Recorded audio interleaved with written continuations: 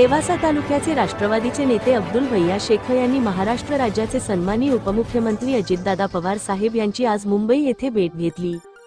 मतदारसंघातील काही विकास कामांवरती चर्चा केली। तसेच राज्यभरातील 60 रुग्ण हे विलक्षण आजाराने ग्रासलेले असून त्यांचा प्रतिरुग्ण खर्च सुमारे 1 कोटीपेक्षा जास्त आहे।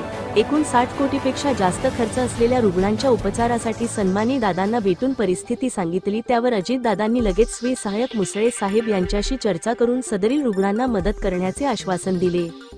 कामाचा माणूस म्हणून सन्माननीय दादांकडे पाहिले जाते, गोरगरिबांसाठी नेहमीच तत्पर असतात आणि राष्ट्रवादीच्या माध्यमातून ही मदत यापूर्वीही अनेकदा आदरणीय दादांनी केली आणि यापुढेही करत राहतील। ज्ञानेश्वर मंदिराच्या विकासासाठी सन्माननीय अजितदादांच्या मागच्या वर्षीच्या कॅबिनेटमध्ये झालेल्या निर्णयाला चालना देऊन लवकरात लवकर पुढचा निर्णय घेऊ असा शब्द दादांनी यावेळी दिला। त्याचबरोबर आपल्या तालुक्यातील काही पत्रकार बांधवांनी सूचना केल्या होत्या की नेवाशातील पत्रकार बांधवांसाठी पत्रकार भवन उभारण्यात यावं अशी मागणी पत्रकार संघटनेच्या वतीने केली। त्याचे देखील पत्र अजितदादांना दिले।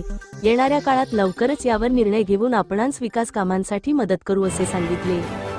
युवा प्रशिक्षण योजनेमध्ये ज्या विद्यार्थ्यांना प्रशिक्षणासाठी जॉईन करण्यात आले होते त्यांच्या भविष्याचा विचार देखील आपण महायुती सरकार करणार असल्याचे सांगितले।